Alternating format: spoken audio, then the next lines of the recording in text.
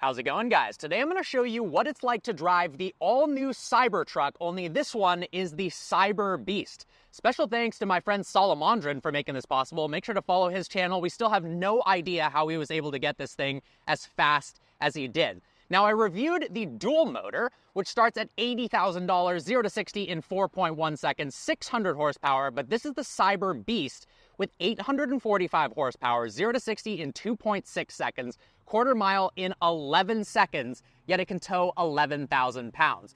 So we'll go in more depth in the previous video about all the specs on the car. This is mainly about what it's like to drive the actual CYBERBEAST, but as you guys know, stainless steel construction, it's bulletproof, 17 inches of ground clearance, which is more than a Raptor R. We've got this beautiful light bar in the front. These usually have aero covers on it. I guess they are a little bit behind on production to get better range. I think they look cooler without the aero covers on the wheel. And then of course we have the electronic tonneau cover. If you click this button here, the electronic tonneau cover opens up, which is pretty cool because you can actually lock your stuff in here and not have to be worried about somebody cutting your leather storage compartment. Also have an electronic opening tailgate, some ambient lighting.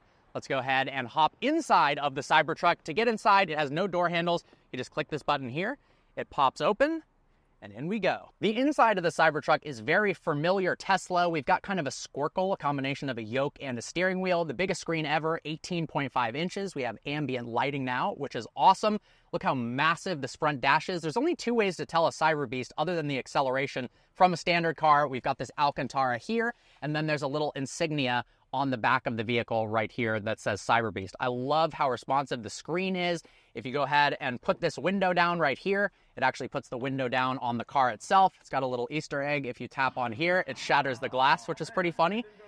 I also recently noticed how good the backup camera is. I think it's got the best backup camera graphics of any car I've ever experienced, like the Tesla Model S Plaid. Swipe forward for drive, backwards for reverse, and for the first time ever, we actually have a frontal camera in the Cybertruck, which is cool for off-roading. Now, there's a bunch of different driving modes, one of which I haven't seen before. So if we go right here, go to Dynamics, we've got Comfort, Standard, Beast, Custom, and Off-Road. We've seen all of these except for Beast mode. Look at that, they've got some crazy kind of Illuminati graphics here, and it shows you how to launch the car. If we go into Off-Road mode, you can go ahead and adjust the suspension by 11 inches. So it can raise 11 inches higher. It's raising right now from its standard form. We also have ambient lighting. If we go into lights and click this, a whole bunch of different ambient light colors. But let's go ahead and take it out on the road and see what it's like to drive. All right, off we go in the CYBERBEAST. Let's go ahead and put it in reverse, Terry. I love the steer-by-wire. It took a second to get used to because it doesn't feel intuitive at first, but once you actually start driving it, it feels even more intuitive than normal steering. So there's no mechanical connection between the steering wheel and the wheels themselves, but it turns on a dime for a big truck. You've got rear axle steering. It goes up to 10 degrees in the opposite direction, which is basically industry leading. But the turning radius on this, I mean, it's instantaneous how quick this thing turns. Now, finally, we have actual buttons on the steering wheel. It's not these haptic feedback touch controls, so you can actually click on the turning indicator. We've got a real solid horn, so you can press that. In previous cars like the Model S Plaid, if you hit the horn, sometimes you'd miss it. And, you know, when you're using a horn, it's usually in a last-minute type of scenario. All right, let's go ahead and pull out in the CYBERBEAST. Driving this thing is hilarious. It gets so much attention on the road. Let's see, hit it from 20. Oh my gosh. So I daily drive a Plaid, so I was excited to see what this thing is going to be like. Obviously less power and more weight, but that instant torque, it takes off ridiculously fast. It's actually kind of staggering. And look at that, it set us up for a perfect acceleration run. We've got a electric friend right there in the Rivian. Because we can't see out of the rear, because that awesome tonneau cover is covering it, we have a live view feed as a rear view mirror. I don't know why they didn't just put it up here. I think that would have been cooler, but you can always see behind you, which is nice. Cheaper. Look at that. Oh my gosh. That was just from 0 to 40, and this thing was absolutely insane. I will say the rear visibility isn't all that great over your shoulder because of that tonneau cover, but when you do put your indicators on, you do get an awesome screen that shows you your blind spots, which is pretty nice. But I think what makes this truck so much better than something like a Hummer EV is because of that rear axle steering and because of the steer-by-wire, it's so much more easily maneuverable. You don't feel like you're in a massive vehicle. You just kind of feel like you're in a higher off-the-ground, cooler Model S. Whereas the Hummer EV, it's pretty intimidating to drive. The dimensions of the car feel huge. It doesn't slow down very well.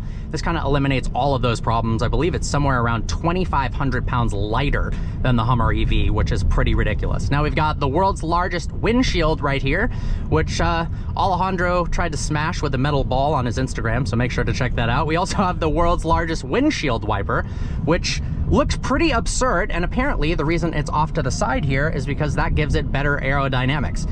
It's funny to think of this car having decent aerodynamics whatsoever, given the fact it looks like a giant metal refrigerator going down the street, but apparently, obviously, with range, it's very important to have a aerodynamically efficient vehicle, and for them to make something that looks this ridiculous actually flow through the air efficiently is pretty awesome. We've got kind of an updated graphics here. You can see all of the cars on the road, which is pretty cool. The screen works so well. It's just a really easy, simple car to use. Now, Alejandro, you've had this for a little bit. What do you think? It's amazing. Honestly, it's a toy for everyone my generation, which I know I'm really old, but it is. It's just like going back to the past, to the 80s, and looking at those movies that were about today. Yeah. This is the car that they made in those movies, so I feel like I have a gigantic toy. And it feels like a giant ATV for grown-up men that happens to accelerate from 0 to 60 as fast as a Bugatti, which still doesn't make any sense, but we felt the launch, that was intense. Yeah. Oh yeah. Oh yeah. Nothing hits like that. There's so much power behind that pedal. And I love that Tesla, the Rimac is similar, Rimac, where they don't ramp up the torque. It just instantly hits and smashes you into the back of your seat. Whereas the Hummer EV and the Rivian, they kind of ramp up to be more smooth. I get that, but as kind of an idiot who likes going fast, I like when it just punches you in the back. It's pretty absurd. No better feeling. It gets 320 miles of range in CYBERBEAST form. Apparently, they're going to offer an optional extra that you can put in the bed. It's a 6-foot bed. You can take up some of it, but they've done it in a way that it doesn't actually take up too much of the bed. That can extend the range up to 500 miles, I believe, which will be pretty darn cool. The only problem with the car right now is that we still don't have autopilot, which I don't quite understand how they delivered it without that, but you know what? We didn't think that we were going to see the CYBERBEAST anytime soon. In fact, the video I posted a month ago, the current information I had, I thought it was going to be 6 to 12 months before we'd seen one of these. So once again, who knows what Alejandro did to get this car, but he can't tell. He can't just say my knee pads were used. I figured it would be something like that. The only other thing that I do wish this car had was a heads-up display. We've got the speed right here. It's pretty easy to see, but they could do so much with the heads-up display. In launch control, it could flash cool graphics. They could have a really fancy autopilot configuration. I just feel like that's something they're missing. But other than that, it's so easy to drive. It's so ridiculously fast. And driving the CYBERBEAST, once again, has made me annoyed that mine isn't here yet. Driving the dual motor, it was very fun. It was quick. But I actually had a friend race his dual motor against a Hummer EV, and the Hummer absolutely destroyed it, which makes sense given the 0 to 60 times, but this is on another level of speed. Well guys, I hope you enjoyed today's video. Like always, please browse the channel and subscribe. Follow Salamandran on YouTube and Instagram. I'll see you next video.